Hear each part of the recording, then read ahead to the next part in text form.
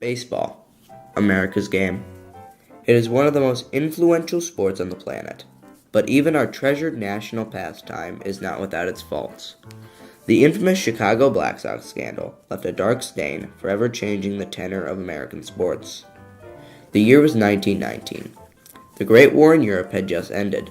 Chicago's White Sox were one of Major League Baseball's best teams.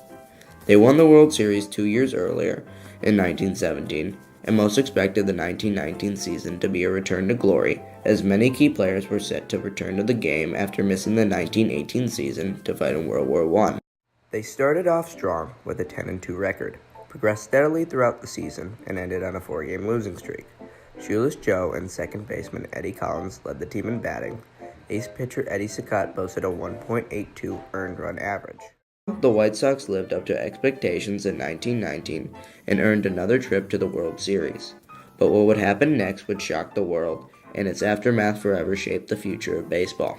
American sports fans had endured similar events in the past. Gambling on other sports has been going on, really, as long as sports have been around. Gambling in baseball had occurred earlier, most notably the 1877 Louisville Gray scandal, who, like the White Sox players, received money for throwing games and were banned from baseball. The 1919 White Sox featured a team of stars including right fielder Shoeless Joe Jackson and pitcher Eddie Saccott. The team finished in first place in the American League with an 88-52 record, 3.5 games ahead of the Cleveland Indians. This set up a World Series showdown against the National League champion Cincinnati Reds. Led by manager Pat Moran and slugging third baseman Heinie Graw, the Reds ended the season with a 96-44 record. That year, the playoff format was a best-of-9 games championship series between the two conference winners. The series began on October 1st. Despite a lesser record, the White Sox were favored to win with odds of 3-1. In Game 1, the Sox were dominated by the underdog Reds. At Redland Field in Cincinnati, starting pitcher Eddie Saccott was knocked out of the game after only 3.5 innings. Then, the White Sox dropped Game 2 by a score of 4-2, managing only 4 hits. After 2 road games, the White Sox returned home to Chicago to host the Reds at Comiskey Park. They won the first game in a 3-0 shutout, and then dropped the next 2 games to find themselves in a 4-1 hole. Back on the road, the White Sox took the next 2 games in Cincinnati behind great performances by Shoeless Joe, and suddenly the White Sox were back in the series, down 3-4. The optimism came to an end on October 9th, as the Reds hammered the White Sox in a 10-5 blowout in Chicago. The series final tally, 5-3. The loss to Cincinnati was shocking. Sox fans everywhere were devastated. Pride was shattered as the hometown favorites lost the championship. It seemed so out of the ordinary to many, but even before the series started, rumors of a possible scandal began to spread. The Black Sox scandal, the fix, was kind of baseball's worst kept secret. It was something that was openly talked about within baseball circles. And so there were a lot of people that knew as early as Game 1 and maybe even before Game 1 that something was going on. Speculation arose that something might actually be amiss with the players' efforts soon after the first game had ended. For example, home plate umpire Brick Owen said he noticed pitches coming from the Sox that looked very good until there were 2 strikes on a batter. Then, pitchers suddenly threw easy-to-hit pitches. Owen said he had never seen so many base hits with 2 strikes. There were other signs too. After the series, White Sox owner Charles Comiskey caught wind of the supposed fix. He was livid and offered $10,000 rewards for anyone who brought him evidence of fixing. He interviewed gamblers and hired investigators to find evidence, although he is quoted as saying, "I believe my boys fought the battles of the recent World Series on the level as they have always done, and I would be the first to want information to the contrary, if there be any. I would give $20,000 to anyone unearthing any information to that effect." But Comiskey still had faith in his boys and believed them to be innocent. Eventually, the pressure and the evidence became too much to ignore. The Cook County Grand Jury turned its attention to the 1919 World Series. Rube Benton, a former Reds pitcher who was known as a gambler, accused 4 White Sox players of fixing the series. His accusations forced the players to go on the record, one at a time, to admit they had thrown the series.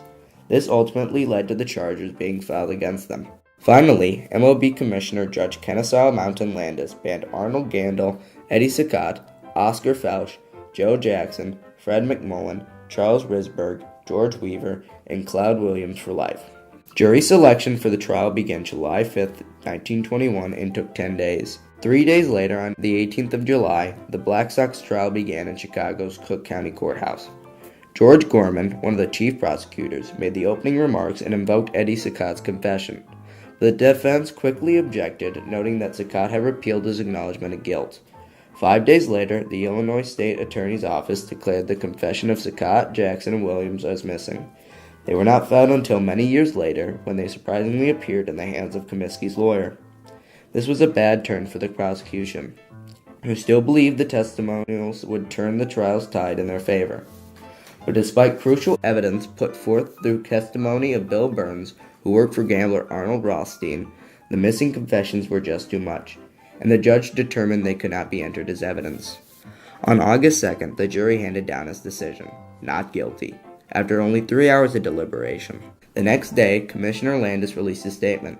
He said that no matter what the jury decided, he would always protect baseball from crooks, and that the 8 players were banned forever from the game. You know, I think one of the major misconceptions about the Black Sox is that they were kind of these low-paid players. They had the best talent in the major leagues, but they were the lowest paid. And that's actually not true. They were actually one of the highest-paid teams in baseball at that time. Although acquitted, the players had still been banned from baseball and were forced to live different lives. They did lose, 8 of their top players from that team. And so, they were kind of decimated for a couple decades afterwards. It took 40 years before the White Sox won another American League pennant after 1919, and it took them a long, long time to rebuild. The players split up and settled down across America. Many worked on farms, some had families. However, their lives were nowhere close to the glitz and glamour that came with being a professional baseball player. A few even continued to play baseball in semi-pro leagues, but it had become more of a hobby than a job. In an email conversation with Jacob Pomrenke discussed the impact of the scandal on the sports world as a whole.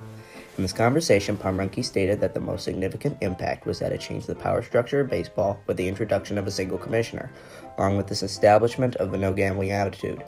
The other half of the conversation revolved around the significance and the major takeaways that there is still information being found today.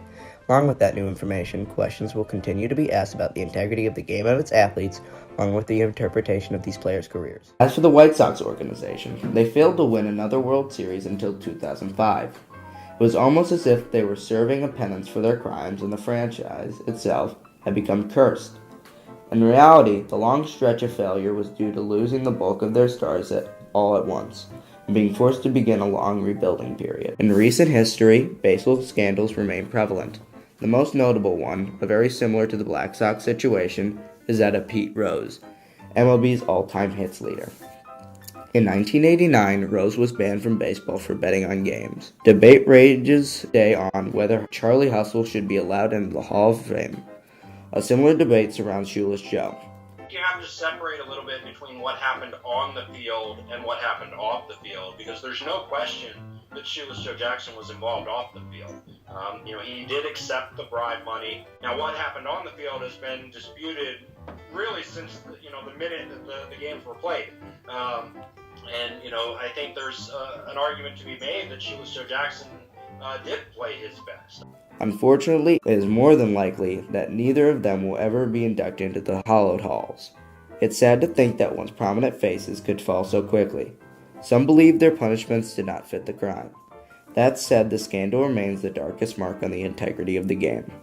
As for the country, one of the hardest years in American history turned out to be even worse, as one of its only bright spots was tainted.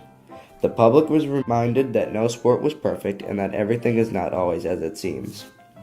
The scandal was simply a pit stop on the road to a crumbling society. The lack of integrity in America's pastime represents how the country was losing its moral compass during the Roaring '20s, which became simply a fun ride on a journey towards the largest economic crash in American history.